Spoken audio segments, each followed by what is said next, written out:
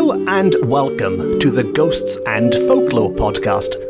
I'm Mark Rees, and on each episode, I investigate a different, weird, and wonderful subject. And on this episode, we are going to explore some first-hand accounts of death omens in Wales, one of my favourite subjects on this podcast. Some first-hand accounts of death omens in Wales, those eerie phantoms that appear to foreshadow a death in the community. And they can appear in many forms and guises, with some of the death omens on this episode appearing in the form of spirits, others appearing in the form of sounds, some of them appearing after the shades of night have fallen, and others appear in broad daylight. And in one particularly creepy account, the witness doesn't see a vision of somebody else's death in the future. Rather, they see a vision of their very own funeral. This episode has got everything, but regardless of how they appear to us, and whether it be in the middle of the day or in the dead of night, the result is always the same. An encounter with one of these death omens, these harbingers of death, means that some poor soul in the local community will not be on this earth much longer, and a funeral may be expected. Also, at the end of this episode, I will be giving you a quick update on some of the projects that I'm working on. So if you normally switch off in the last minute or two when I do the thank yous, for this episode you might want to keep listening. And so, to begin at the beginning. And this episode starts with some spine-chilling accounts of phantom funerals, or toili as they are known in Welsh, which I've spoken about at length on a few other episodes, most recently on episode 106. But very quickly, for those who missed that episode, or if you've forgotten that episode, a phantom funeral is, as the name suggests, a funeral consisting of spirits that is seen ahead of a real funeral, and the events that take place in the phantom funeral are then expected to take place in the real funeral afterwards. And so, on to our first account, and this is called the Neuadd Lwyd Toili. The Neuadd Lwyd Toili, the toili of Neuadd Lwyd. And if you're listening very carefully, you might have noticed the word Lwyd there is indeed the same Lwyd used in the name of the Mari Lwyd, which means grey. But back to this Neuadd Lwyd, and it concerns a John Jones of Coed y Brenin near Neuadd Lwyd, which I am assuming to be the chapel in Ceredigion near Mabinogion.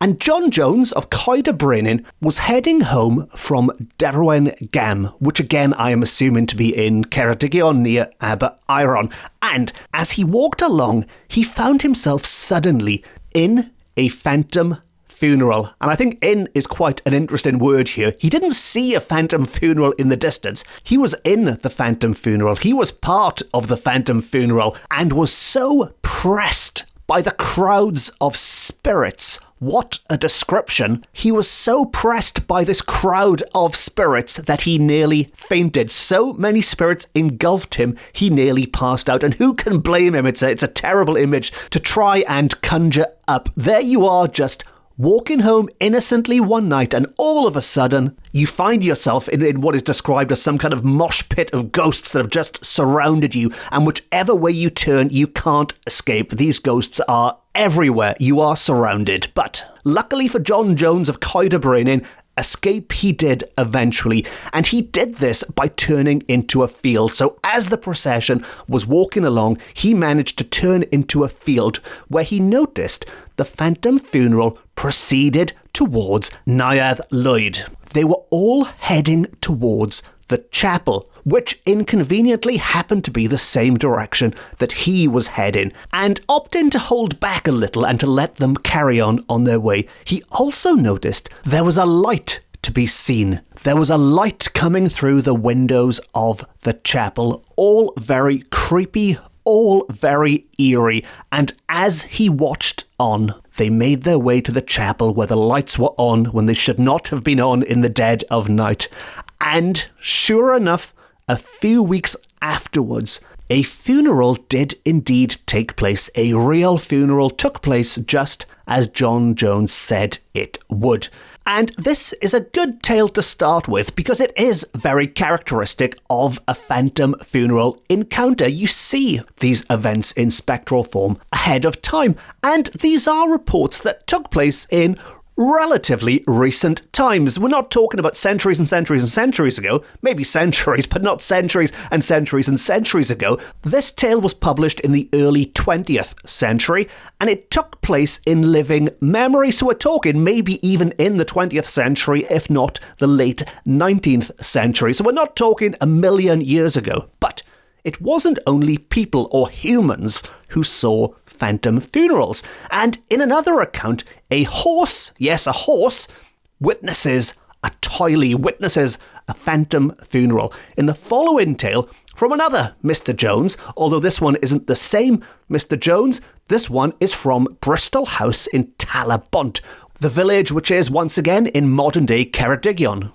And to quote from Mr. Jones, a farmer's wife who lived in the northern part of Cardiganshire, as the counties were then, had gone to Machynlleth Market one day riding a pony. On her journey home that evening, she met a toily on her journey home. So this tale gets straight to the point. No messing around, no preamble. There she is, heading back from the market on her pony. Right in front of her, she sees the spirit funeral, or rather, her horse, her pony, is the first to see the spirit funeral. And the animal refused to go onwards, but turned back. Sounds like a wise pony to me. It turned back and stood trembling under the shelter of a big tree until the toily had passed. Now, the woman, it should be said, was also quite terrified, as you'd expect by the events, and was probably quite happy the pony legged it back under the safety of the tree.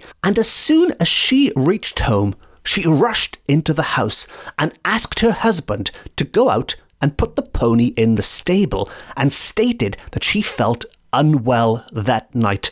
And that was that for the evening's entertainment. Well, it wasn't entertainment, the evening's excitement, let's say. That was that for the night's paranormal excitement. They were back home. She asked the husband to put the horse away. She couldn't face it herself. She went to bed, and that was the end for now. Because soon after this, one of the family died.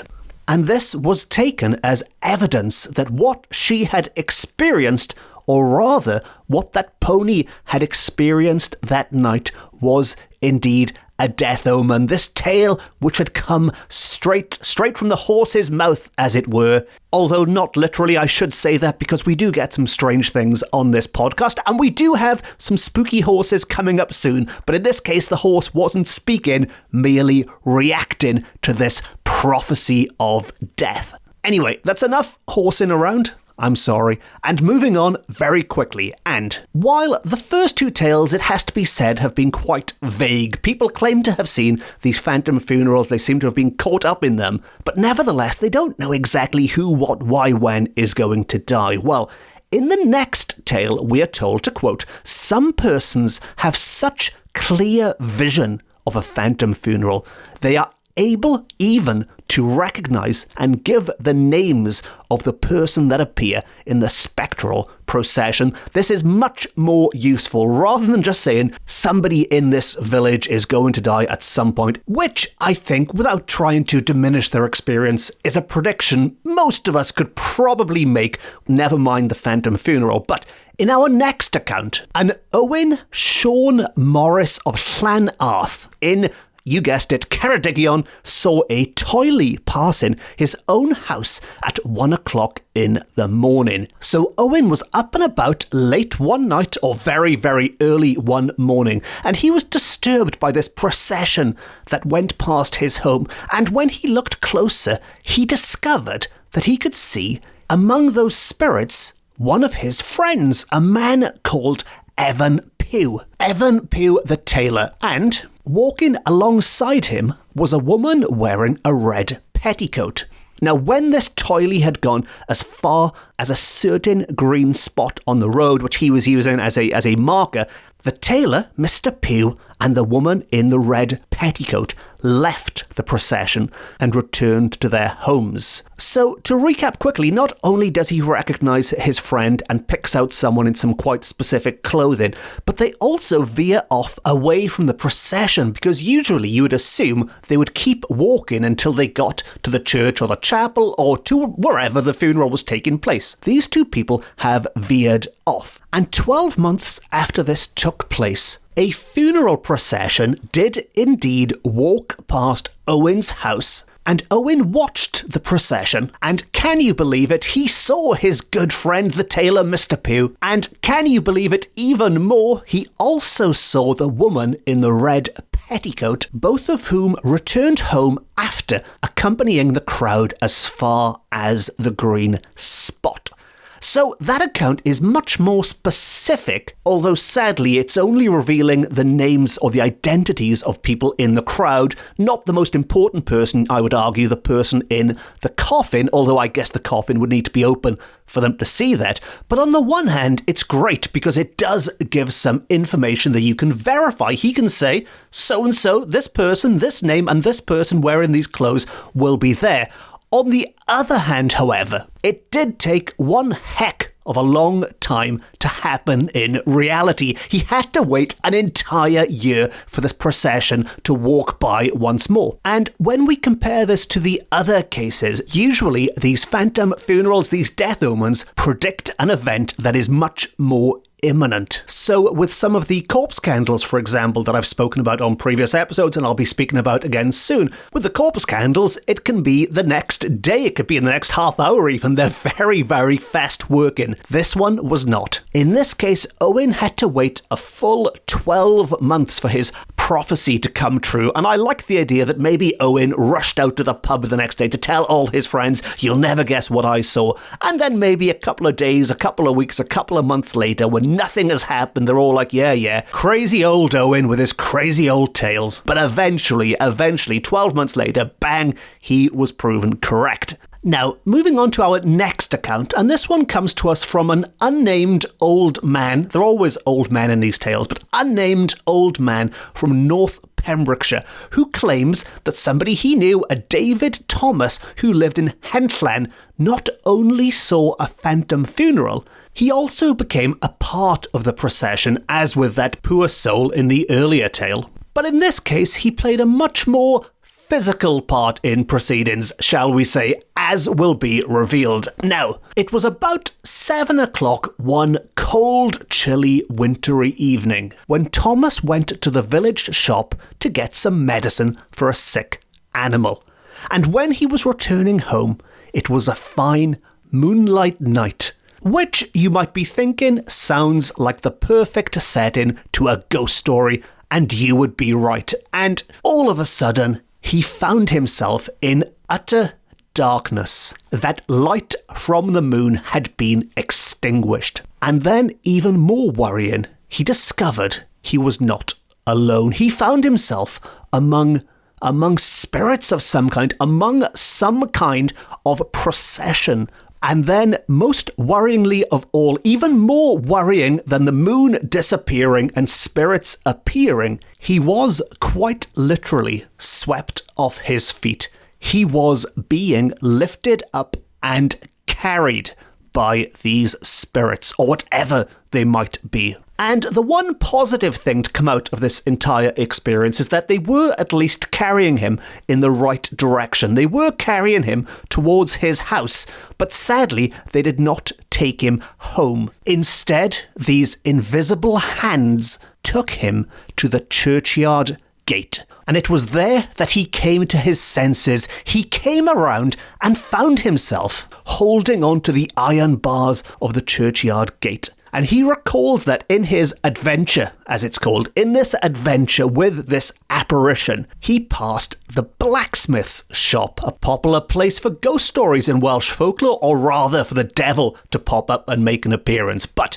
he passed by the blacksmith's shop, and there were indeed people in there, people in the blacksmith's shop at that hour of the night. And for whatever reason, they did not intervene. They saw this procession, presumably carrying this man along, a man who I'm assuming didn't look too happy about being carried along, but nevertheless they did nothing to intervene, possibly out of fear, possibly because they were in on the act. But we can at least call these people witnesses, I assume. Now, the big difference with this account, of course, and our other accounts is that the man, the victim, as it were in this case, is not simply being shown a vision of what is going to happen. They are active participants. They are being pulled into this against their own will, but they are being forced to take part in the phantom funeral. They are becoming part of the death omen, which in this case means being physically picked up and taken to the scene of the, not so much of the crime,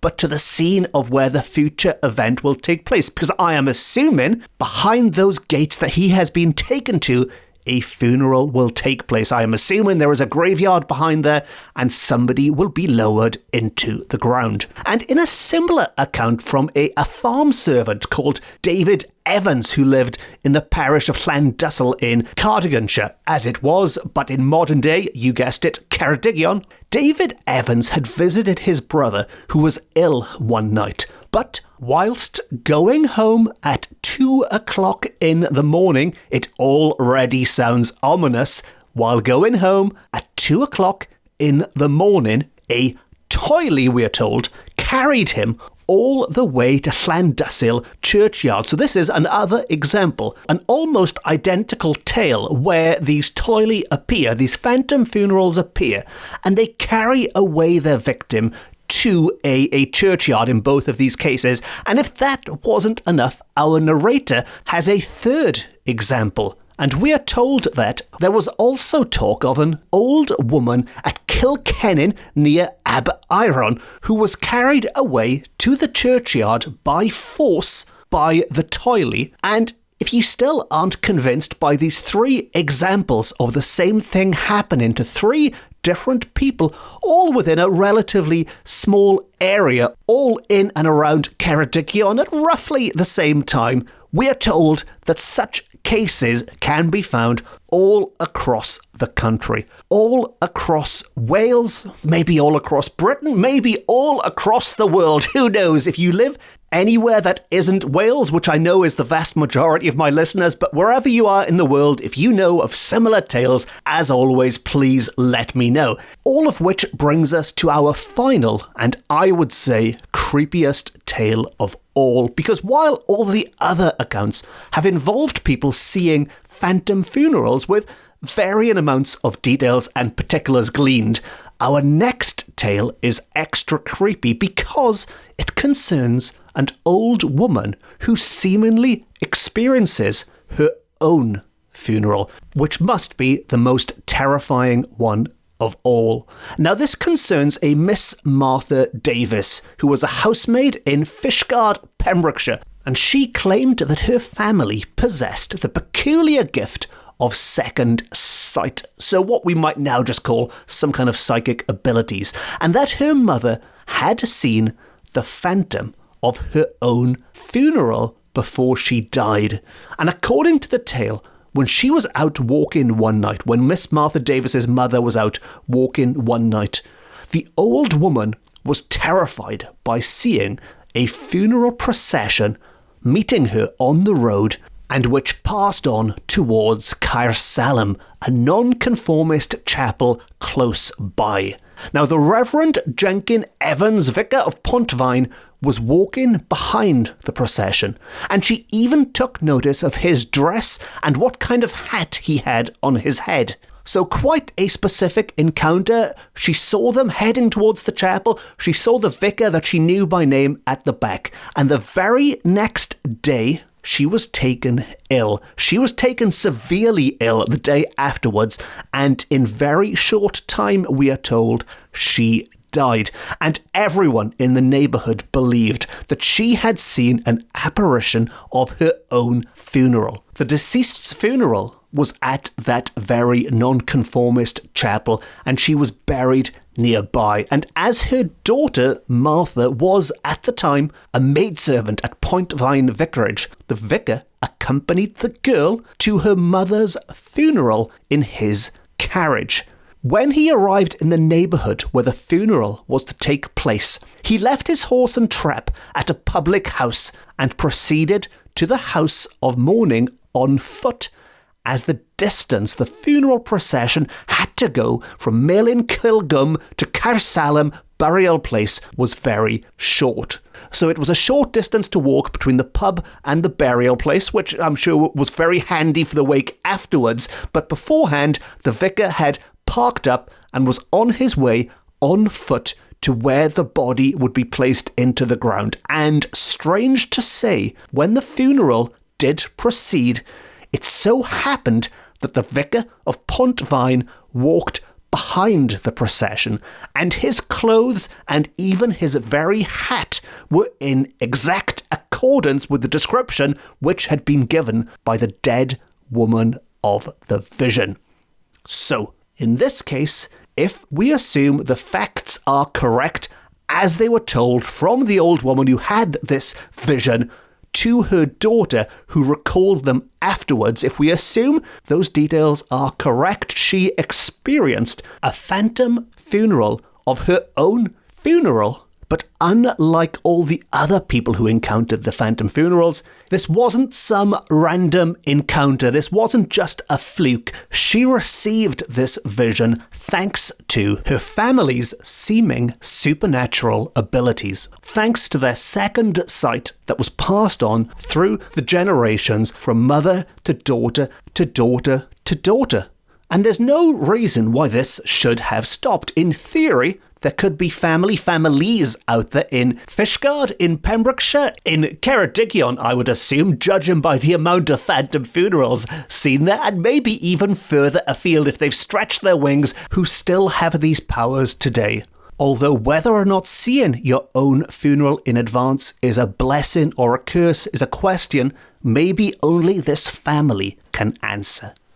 And on that note, we've reached the end of another episode of the Ghosts and Folklore podcast. But as promised, before I leave you on this episode with the usual thank you stuff at the end, I do have a few updates I'd like to share with you. And these concern things I mentioned them on episode 100, I believe. I mentioned them around Christmas time when I was looking to the future, which, to quote Noddy Holder, has only just begun. And they concern video, live events, and books.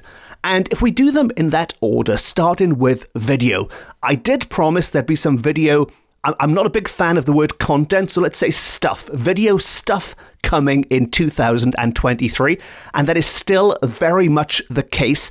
The Ghosts of Wales team has been assembled, as it were. I don't know if I'll keep that name. I quite like it. It makes us sound like the Justice League or something. But the Ghosts of Wales team has been assembled. We do have a plan in place, and fingers crossed there will be something out there, certainly by Halloween, hopefully much sooner, but we are only a small team and it's a lot more work getting video out there than it is getting these podcasts out there, but I hope it's worth the wait, so please bear with me, and yes, there is video on the way. Now, moving on to live events, and I'm very pleased to confirm that yes, Ghosts of Wales Live will be back in 2023. This is an annual live event that I launched back in 2017, I believe, and it stopped briefly during the whole lockdown years, but is back again this year, and for the first time ever, and I'm slightly reluctant to use this word, but this year, I think, rather than being an event,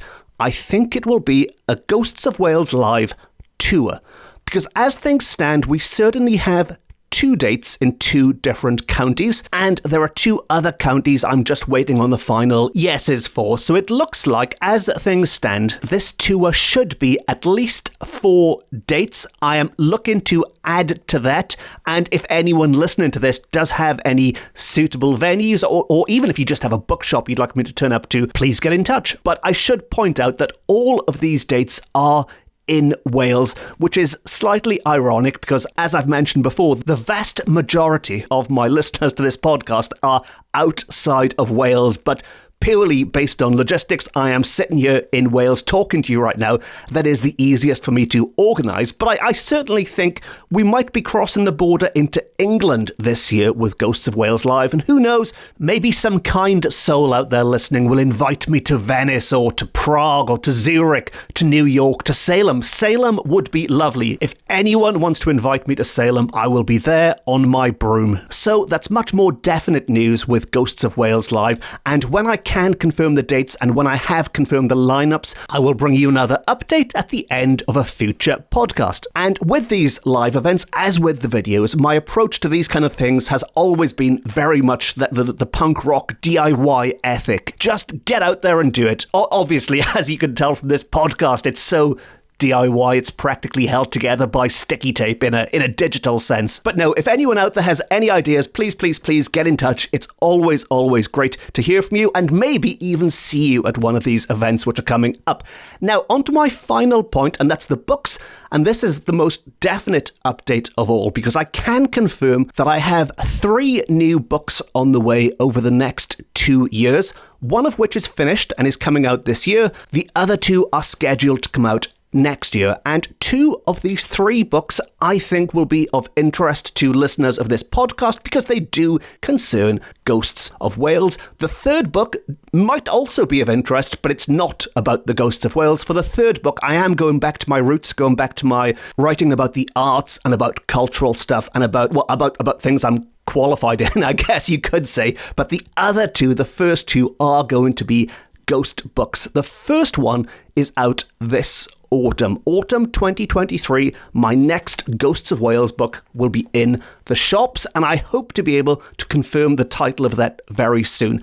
And then the one after that, the next Ghosts of Wales book, should be out at roughly the same time in 2024. So that means for Halloween for this year and for next year, and who knows how many years into the future, there will be a new spine-tingling book from me haunting your local bookshops. Or if not, haunting your local online book retailers whose names I don't need to mention. As always, support your local bookshops whenever possible. And while I'm doing these updates, it has been pointed out to me that the email address on my website, the one that's just there just for general inquiries or for press and media stuff, whenever I reply to that, those messages have been going in some people's spam folders and disappearing. And so just to make clear, I do reply to every single email that I get sent. Sometimes it might take a week for me to get back to you because it can get a bit overwhelming, but every email or every sensible email that I get sent, I reply to. And if for some reason you have emailed me and you haven't had a reply and you're sitting there cursing me thinking this damn Welsh podcast bloke can't be bothered to reply, I promise you I do reply to all the messages I see, but they might be hidden in your spam folder. All of which brings me to the usual stuff that I put at the end of each episode. And as always, if you have enjoyed this episode and you haven't already, please consider hitting the subscribe button. It's totally free and you'll never miss an episode ever. And of course, if you have enjoyed this, you can also check out episode 106, which was the last episode to deal with similar subjects with phantom funerals and death omens. And if you really enjoyed it, you can treat me to a coffee and help support the podcast via my website, which is always very much appreciated.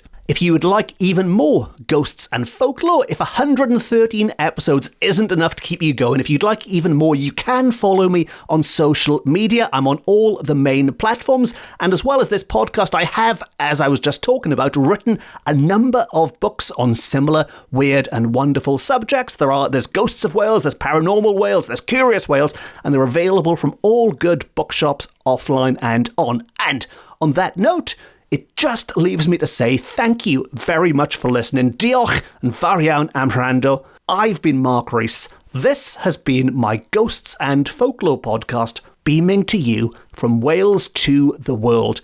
And remember, if you do find yourself walking home alone through the trees late at night and the moon goes dark and you feel spirits all around. Maybe their hands lift you off the ground and you receive a premonition. You see a vision of a funeral, your own funeral, that is you in the coffin.